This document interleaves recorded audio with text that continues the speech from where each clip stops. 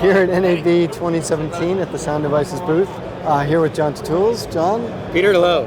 Good to see you again. Good seeing you. What we've got new for the show is the MixPre-3 and the MixPre-6. And if you think about where our MixPres were and what they first came out as a all-analog little teeny mixer. And then that evolved into a little teeny mixer with an AES output and a USB interface. What these products are, these are an evolution of that. So we've taken many of those tools, we've added an integrated recorder into them, and we've expanded the capability of the USB interface. So what this is a full multi-track audio recorder and a full multi-channel USB audio interface, and a product that you can put in the front pocket of a jacket. Amazing. There's two models, the MixPre-3 and the MixPre-6. And the difference between the two, and the numbers get a little jumbled up, but the MixPre-3 has 3 analog preamps on board. The MixPre-6 has 4 analog mic pre's on board. So how do we get to 6? And the way you get to 6 with the MixPre-6 is you have 2 additional aux-ins that you can hijack and turn those into additional, semi-pro-ish line level inputs to get you your 6 inputs. All 6 of those inputs can be ISO recorded. You can also record your stereo mix, so that gives you 8 tracks of recording on a MixPre-6. All right, and how do you do a mix if on this interface? So the mix is accomplished in a very simple manner, and that is connect an input, bring up the input, it's going to appear at your left-right output. So very straightforward inputs, gain, showing up in your left and right outs. Okay. And those left and right outs are typically recorded. Right. So you're typically going to have that activated.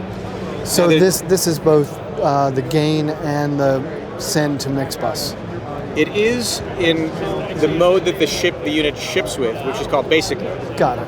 There's an advanced mode which allows you to open up additional tools. The MixPre-6 has up to 30 millisecond of selectable input delay. It has fully variable pan and a dual stage audio input with a separate input trim and a separate fader.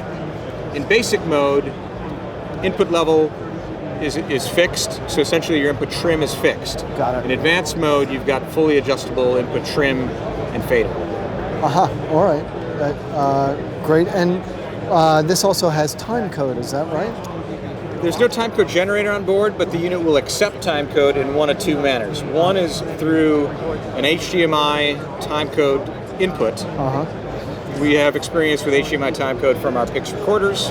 We took the circuit that detects timecode out of that, added it to the MixPre-3 and 6, so we can take that timecode signal, and that also clocks the unit. So when you're selecting HDMI input, you are fully locked to that camera over HDMI. So for long format material, you're actually sending video sync, and that is what's deriving clocks. So for people doing concert recordings or recording lectures, long stuff like that, you're going to be frame locked. Exactly.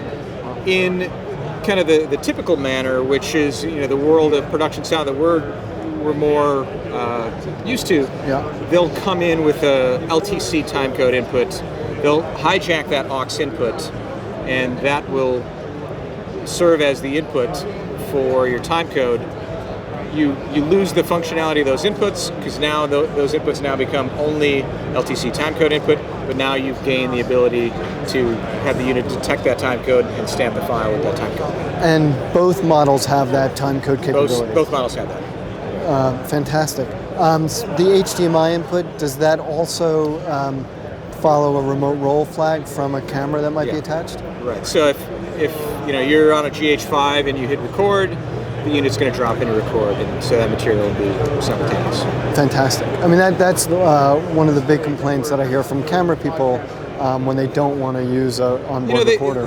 They don't want to have to record camera, record audio. That simplifies that. Yeah. So the advantage of these is that for a lot of simple stuff, recording directly to the camera is just fine. Yeah. If it's just speech, we've got on our Pixie 5 and E7, we have the PixLR, which is a nice interface. Right. Gives you microline level inputs. But if you need multitrack, now here's a tool that gives you the capability to truly do multitrack recording. Absolutely. Now, this also has a whole USB interface to it as well, right? Yeah. So the inputs are available over the USB output to a computer, Mac OS or Windows, as individual ISO tracks. So that'll show up as a multi-track audio device. And you can also route the output from your computer to the headphone. Right. Is that right? You can also route the output from a computer to a record track if you wanted to. I didn't know that. That's great. All right. So one of the things we see for some podcasters is the ability to record simultaneously locally while they're also sending that audio signal onto, let's say it's a Skype call. Right. And then they have the receive audio and they can put that on a separate track.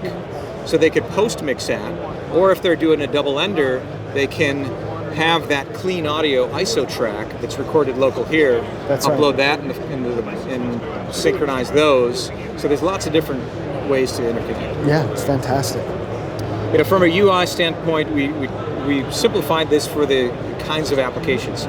A lot of times this is going to be somebody who wants to step into pro audio, but is not somebody who is paying their bills with their mixer. Sure. That's where 633s, 688s, 664s, 788s. That's where those products still have those big feature sets, those powerful tools. Sure. This is going to be somebody who needs the core element of great audio inputs, multi-track recording, and giving some additional tools like the USB audio interconnection. And then we've simplified it too. So the front panel, this is a little touch screen, so the UI is really approachable. Yes. The ring LEDs are really simple to understand. All right, green is good. One of the things that we're really proud of is the audio performance on these.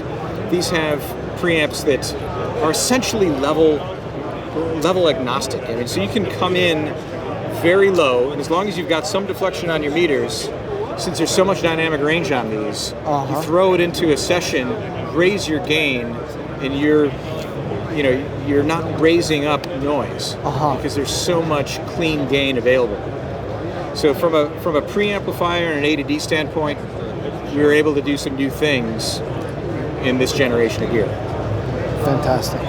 That's great. They also have analog limiters, so if somebody is just pounding the front end of this, it's going to still hold up and sound great. So even sound effects recordists, I imagine they'll be very excited about this. Yeah, the MixPre-6 in particular has 24-bit 192.